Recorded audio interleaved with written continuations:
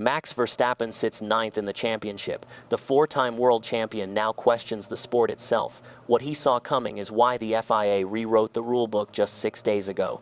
Emergency changes followed a 50G crash at Suzuka, where telemetry showed a 50 km/h speed difference no driver could control. The software decided when to lift and charge, creating a danger that had nothing to do with driver error. Now, Miami becomes the first test of rules rewritten in panic. Every team rebuilds energy strategies from scratch, with barely any time to prepare. But if the fixes fail, the sport faces a choice it has avoided for years. That choice starts with the driver who warned them first. The stakes are higher than just points or positions. This is about the fundamental nature of the competition. This is not just about credibility, it is about survival.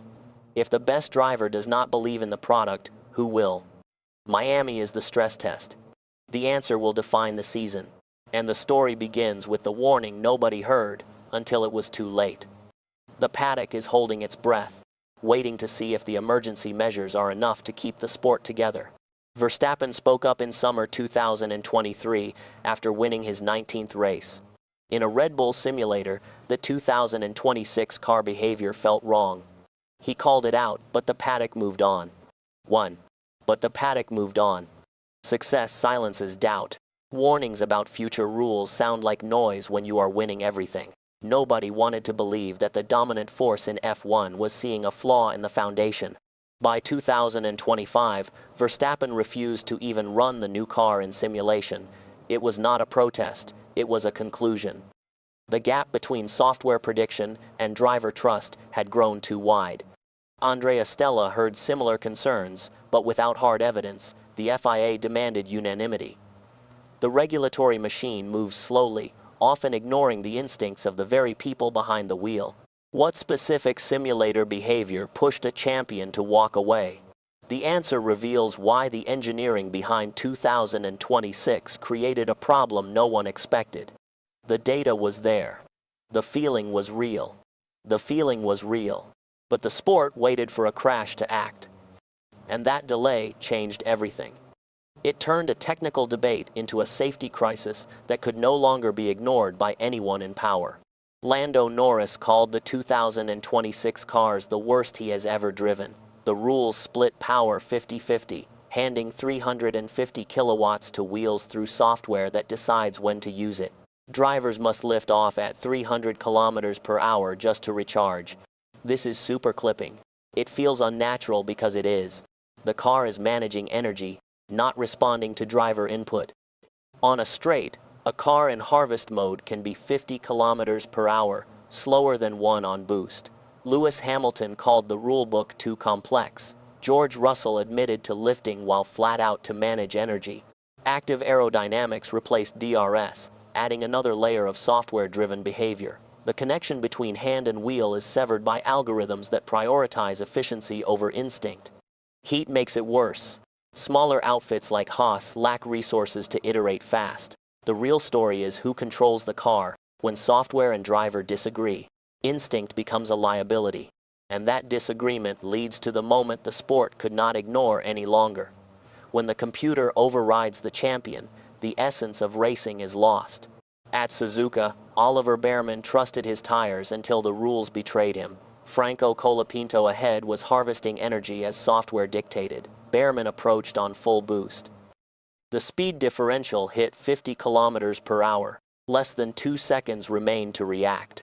It was a scenario played out in simulations, but now it was happening at full speed on live television.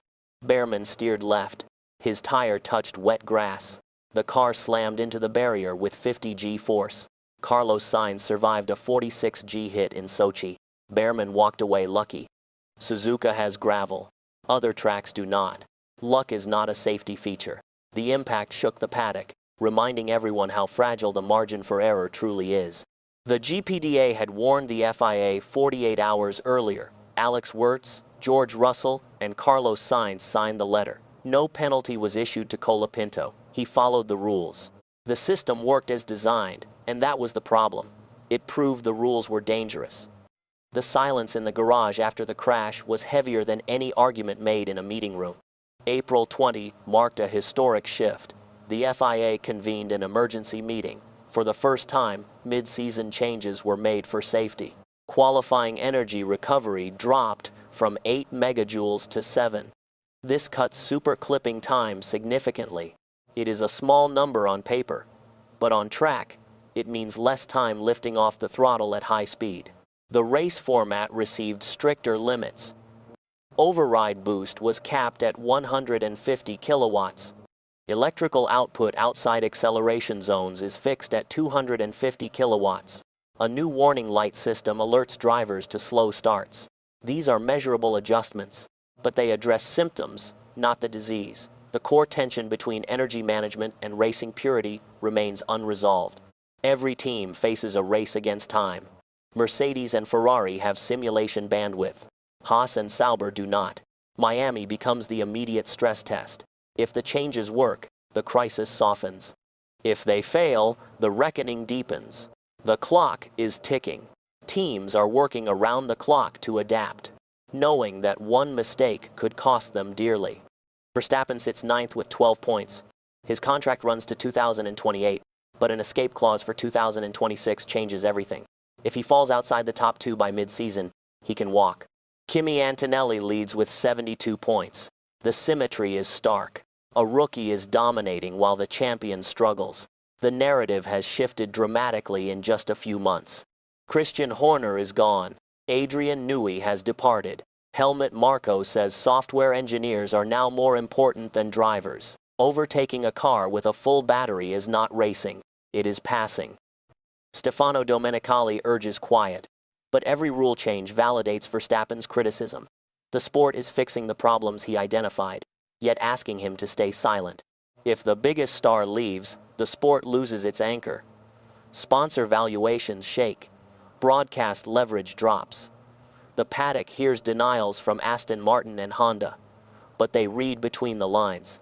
If Red Bull remains midfield, the door opens, and Verstappen is looking. The financial and emotional ripple effects of his departure would be felt across the entire industry. Miami arrives as the first true examination. The circuit features 19 corners and walls close to the line. This is a sprint weekend. Teams have one practice session to validate strategies rewritten in days. Florida heat degrades battery performance faster. The conditions are perfect for exposing any remaining flaws in the new regulations. Resource disparity becomes glaring.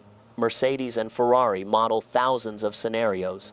Haas and Sauber scramble. A miscalculation costs positions. Projected lap time deltas show 0.8 seconds per lap loss for compromised energy states. Lando Norris and McLaren look to exploit this chaos. They thrive in uncertainty, while others struggle to find stability. This stress test extends beyond points. It validates the FIA's intervention. If speed differentials shrink, the narrative shifts. If cars lift unpredictably, credibility crumbles. Miami is a referendum. Can Formula One balance sustainability with spectacle? The result echoes far beyond Florida. It sets the tone for the rest of the season and the future of the sport. The Suzuka telemetry proved the risk. A driver can do everything right and still face danger. Baku, Singapore, and Las Vegas have concrete walls. A crash there ends in impact. The GPDA warnings carry urgent weight. The summer stop brings the escape clause deadline. The pressure is mounting on every level of the organization. Formula One sold 2026 as safe and spectacular. 3 races in, the narrative shifted. Rules were rewritten to prevent another high-G impact. The best driver questions the product. When software dictates pace, the human element fades. Instinct is replaced by algorithms. The soul of the sport is being tested like never before. Miami answers the question Max asked first. Is this still worth racing for? If changes work, it is a case study. If they fail, it is a precedent. The sport saved itself from immediate danger, but it has yet to save the racing that made it famous. The world is watching to see if F1 can find its way back to what matters most.